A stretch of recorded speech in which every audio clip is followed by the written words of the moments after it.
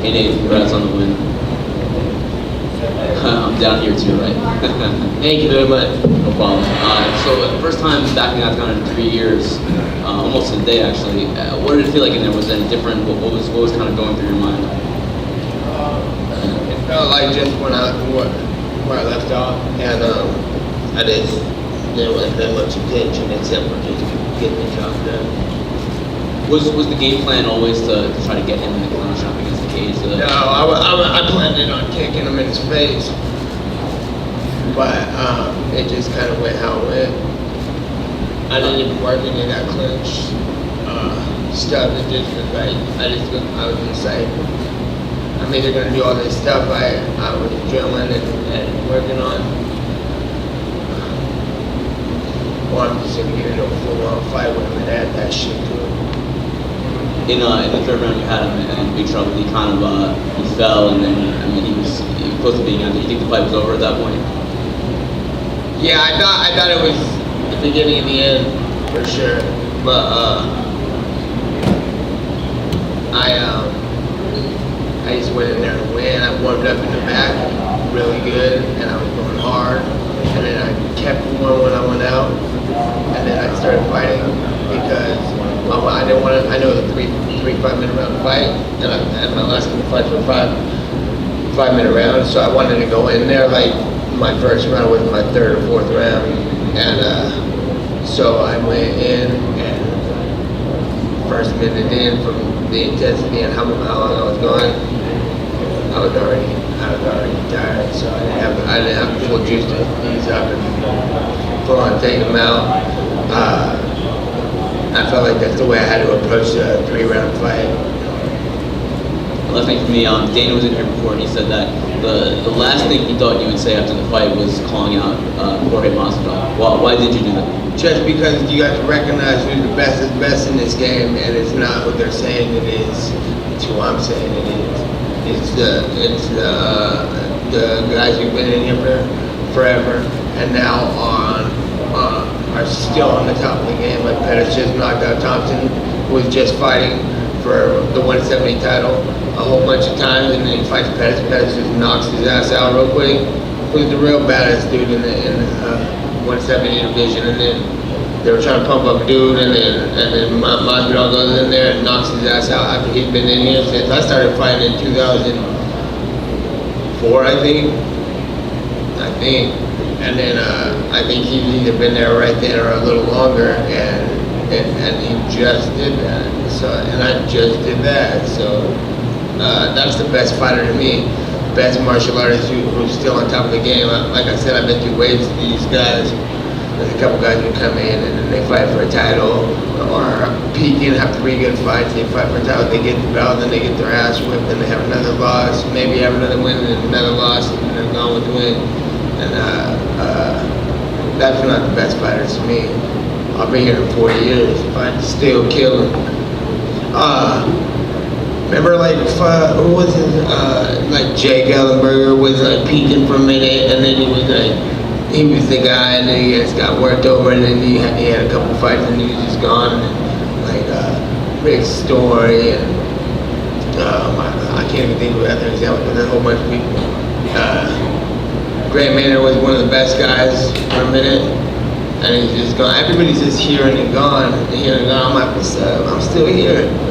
And those are the best fighters in the world to me. And it seems like Masvidal's interested in this fight. When ideally would you like to compete again? If everything works out right how it's supposed to work out, then I'll fight next month.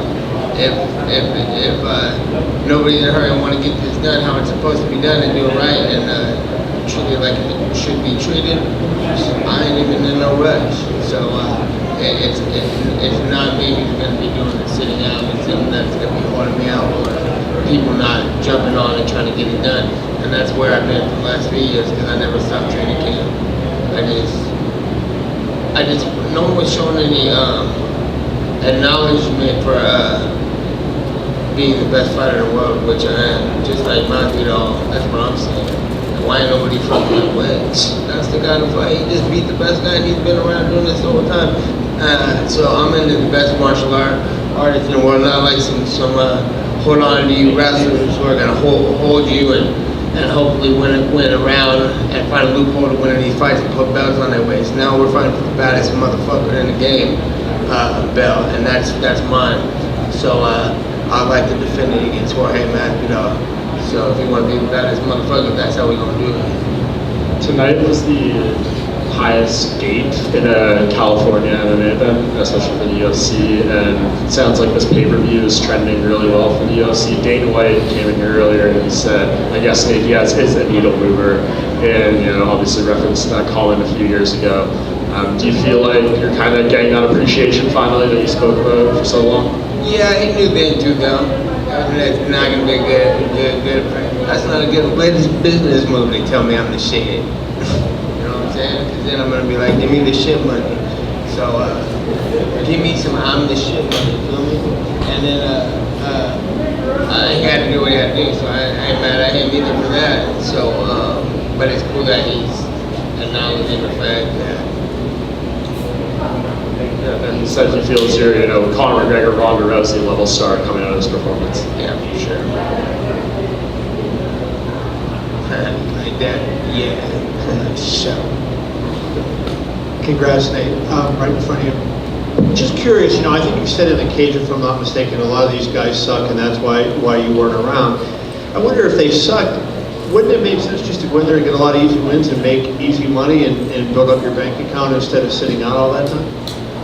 Yeah, but look from the outside perspective, if you're watching a fight, or if you even want to be a fighter, like I'm looking for a badass fight. You know what I'm saying? Somebody to fucking whip someone's ass and recognize the other guy who's whipping someone's ass and be like, hey, I'm the head ass whooper here. I want some of you there.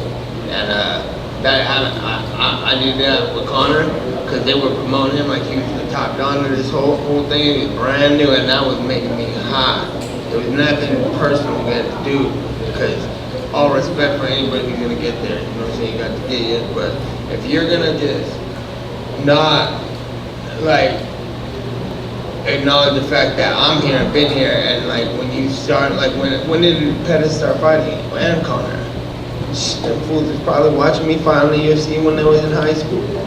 I'm like, you better recognize it, and I'm disrespected. That's why I gotta get in these fights. Like, what's up? And that's the shit I want to see if I'm watching the game.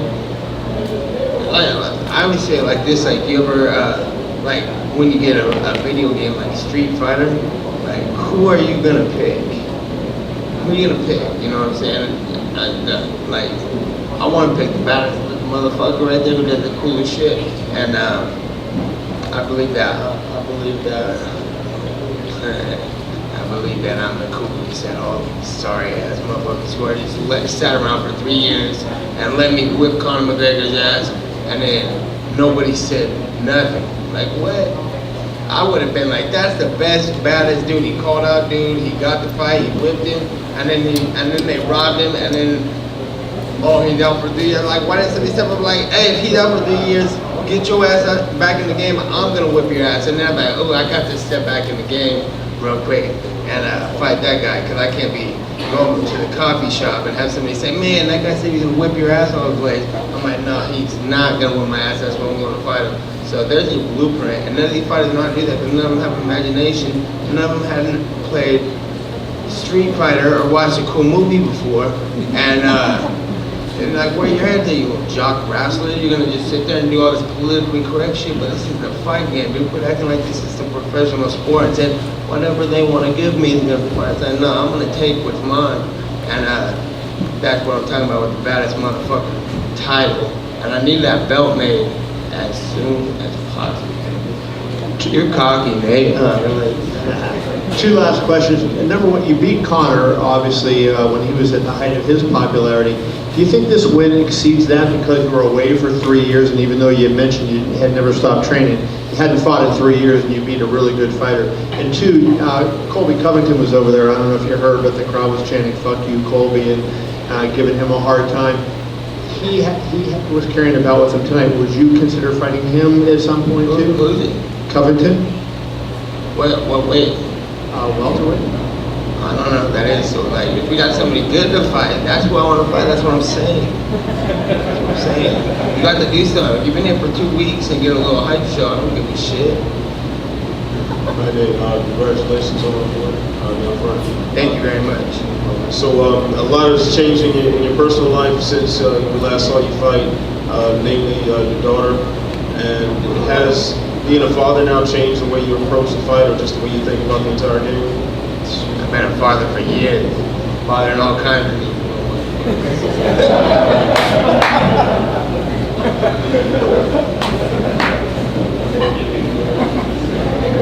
Oh, Nate, you're amazing. Listen, you have been out such a long time. Obviously, that third fight with Conor is something that a lot of people want to see. Is there any chance that that could happen by the end of the year? Conor, third fight, December, possibility? If that's something that works into the schedule, I'm gonna fight the baddest dude, the biggest, baddest shows that people want to see. That's what I want to see. That's what I want to do. So it's up to everybody who's involved in that. If they want it, they're gonna call me and tell me they want it. So why do you think it is that people didn't call out your name? Is it partly because maybe they want to fight somebody in the rankings and you're such a big risk to fight you and you weren't making? I don't think they know how to do it. I don't think anybody knows how to do it. Everybody beginning themselves was scared or something. But like I said, with all I don't want to be all full of myself and riding on a high horse and talking and shit, but I got way too much money to be having to fight somebody that's not interested. You know what I'm saying? I'm an entrepreneur. I got all kinds of shit going on, and it's been good and fun. And no matter how much money I make, or how much I do, it's not like after a while you just say I have to do what I've been doing, because this shit is not that lifestyle I like the healthy living lifestyle, training for something, getting a job done, and the feeling of getting a job done when I started in the first place. I led all this other stuff. That's what I'm into. So obviously your brother Nick does this too, or used to do this too anyway. We haven't seen him in a while, but what do you think about the fact that you've kind of eclipsed him now? I mean, Nick was here first maybe, but you may last the longest. No, I'm just out here keeping the Nick Diaz army, keeping the Nick Diaz. I'm representing for him. Mainly, that's my main thing from the beginning of fighting, was making sure that I made Nick and Caesar proud and happy with what I'm doing, even though he's probably got a lot of criticism for me when I go see him right now. No, I'm not doing it. And I appreciate it, but that's what he's the best fighter in the world, and I think the same thing with him. Like, I came here to just spit it and get the job done, so I can spit it. That everybody, what are you gonna do? You're gonna just sit there and not? How you gonna fight somebody if nobody's fucking wants to fight? It's like I ain't no bully. I don't want to just go beat nobody up. That's not fun to me. That's not fun to him. But if nobody wants to get it, it's not very motivating to just sign up for fights, straight up. So he's not completely done though. There's a possibility your brother can still fight? Yeah, they should do something. Somebody needs, I mean, I'm not trying to tell people to go beyond that thing, but like, I don't think there's nothing that's very interesting to him right now. Thank you. I keep hearing GSP dabbling a little bit. I don't know what to deal with that, but if he ever came back to the table, I'm sure that'd be good. And for both of them, they're both just they're just both sitting there with nobody to fight because they're the best fighters in the game, and nobody's recognizing that. And like, I mean, you know, they have a little bit, but it's like, okay, that's in the past. That's not the past. It's like they're still here, and I feel like it's probably uninteresting to them, both of them. So that's just my thoughts on that. I don't mean to speak for Nick at all. Nick's fucking probably got a whole other thought on all this. I probably just piss him off too. We'll bring him out here then. Yeah. Thanks, Nick. I gotta go meet him at the Nick over here. It's clear you have a business savvy during the media workout. I mean, the CBD thing was all theatrics, but you're also plugging your company. How do you want to leverage this new opportunity you have as a star, as Dana White says, as a needle mover to make the money in the fights that you actually want? How are you going to actually position yourself? I don't understand the question. I think I'm positioned. I don't get it. What was the question? So essentially, how are you going to leverage this new opportunity that you have to get the money in the fights that you want? How am I going to leverage it? I like leverage. And then speaking of the CBD, you mentioned you're going to indulge in some weed right afterwards. How soon do you plan on doing that? As soon as I get out of this damn arena, they won't let me smoke till I'm gone.